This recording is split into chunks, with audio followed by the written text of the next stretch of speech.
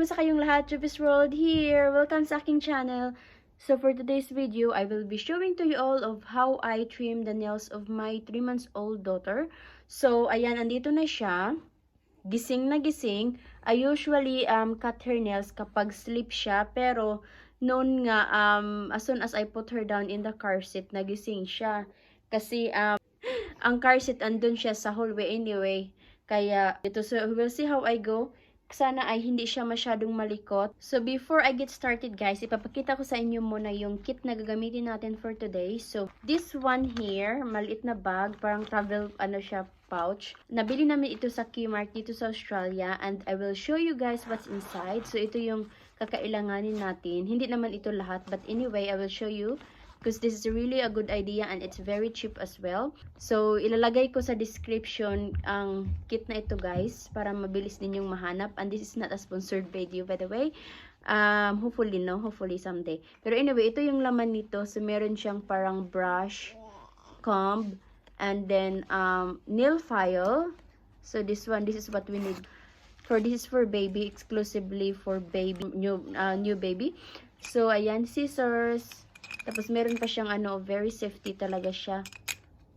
Syempre, nail cutter. Ayan ang nail cutter natin. So this one.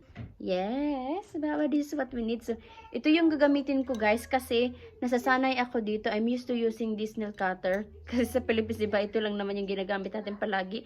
Hindi ako marunong ng scissors, kaya this one, ito na yung gagamitin natin. So let's get started everybody. Let's cut Willow's nails. Hopefully, siya, hindi malikot yung kamay niya guys. So yes, ikakat na natin yung nails ni Willow kasi sobrang haba na. Hello, Willow. Hello, how are you? Are you been good? You're gonna be naughty. You look like you're up to no good. Little Willow, do you like getting your fingernails cut? Yes. Are you ignoring me? You're just looking at mom. You like it over there? Okay. Hello. Look at little finger. Oh, Willow. Oh my. He's smiling. Uy, what's that noise? Hey, little Willow. You look like, did you have a sleep? Yes, you did. Sleep? So happy. Are you happy, girl? Yes. Oh, you good girl. Are you good girl, Papa, huh? Last one. Last one in this right hand. Big one. Hey, look at that. And then here, I'll move in the other side.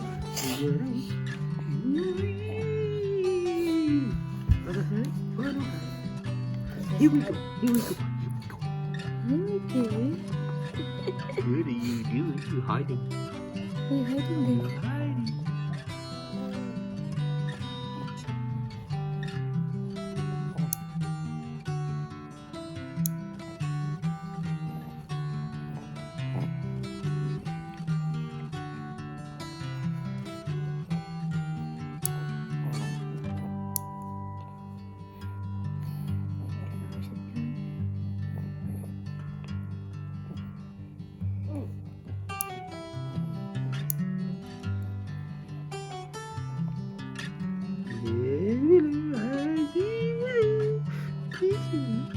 Good job.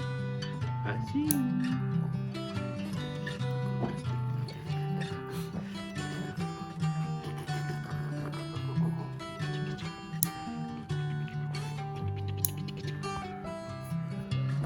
Okay. Oh, done. We just use this. Ready? Beautiful. That's nice. Very good already. Nail file. Filing now. Nail file.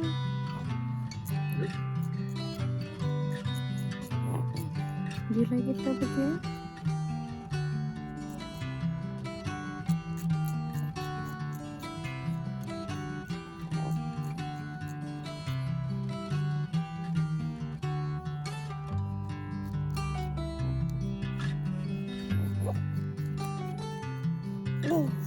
Is it nice? Feels good, Baba? Huh? Bless you. This I cut it too short, I think. See? See like Did that? you focus, Dad? Focus what? Just in the nails? I did that bit. That's done. But I want full shot.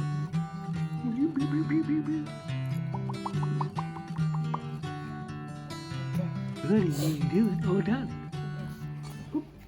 No? Someone is happy now. Yes, you have a very nice clean nails now. Look. Look, everybody. Oh, nagpula-pula pa siya. But it's very short here. Short nails, I mean. Good job, Abigail. And that. So that's for today's video, guys. As in, sobrang napakadali lang. And then, it's so much easier for you to put your little one in the car seat or else in your lap. As long as, anong tawag, hindi sila gagalaw ng masyado ba? Otherwise, masugatan sila ba? Diba? At saka, really big help as well. Kakausapin nyo yung baby, ganon. It worked for me anyway. Tapos, ayun, much easier talaga kapag after bath nila. And then, tapos tulog sila ba kaya para hindi sila gagalaw ng bonggang-bongga. So yun na guys. Thank you everyone for watching. If you're new to my channel, please don't forget to subscribe, like, and share. Bye everybody!